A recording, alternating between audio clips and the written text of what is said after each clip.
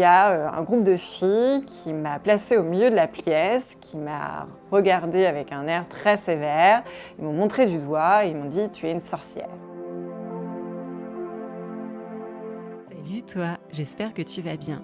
Aujourd'hui, je vais te raconter l'histoire vraie de Solène Pierret. Je suis Céline Steyer et je suis la créatrice du podcast Nouvelles Héroïnes et autrice du livre Nouvelles Héroïnes. Alors je suis née avec une agénésie de la main gauche, c'est-à-dire que dans le ventre de ma main gauche n'a pas grandi. Donc c'est souvent des petits accidents qui peuvent arriver pendant la grossesse. Et donc ça a été une surprise à la naissance. Alors en fait mes parents très vite, évidemment il y a eu une phase d'inquiétude où ils se sont dit est-ce que ma fille va pouvoir vivre normalement comme les autres enfants. Donc ils m'ont fait passer des tests. Comme j'ai la pince, donc c'est-à-dire que je peux attraper toutes les choses, j'ai grandi de façon tout à fait normale. Et en fait, c'est à l'âge de 5 ans, à ce moment-là, que lors d'un anniversaire, il y a un groupe de filles qui m'a placée au milieu de la pièce, qui m'a regardée avec un air très sévère.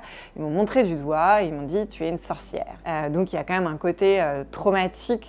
J'ai continué de vivre de façon normale, en fait, comme si j'avais fait un déni de ce qui s'était passé. J'ai fait de la voile, de l'optimisme, du tennis. Enfin voilà, j'ai pu faire vraiment tout ce que j'avais envie de faire. Et lors d'un entretien d'embauche pour une entreprise, qu'à la fin de l'entretien, le recruteur me pose cette question et me dit « Comment vivez-vous votre handicap ?» Et quand il m'a dit ça, je n'ai pas compris ce qu'il me disait. Et je lui ai dit « Mais de quel handicap parlez-vous ?»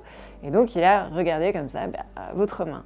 Et donc je dis « C'est ma main ». Ça a vraiment été deux phases, une enfance et une adolescence voilà, tout à fait normale avec tous les problèmes d'adolescent.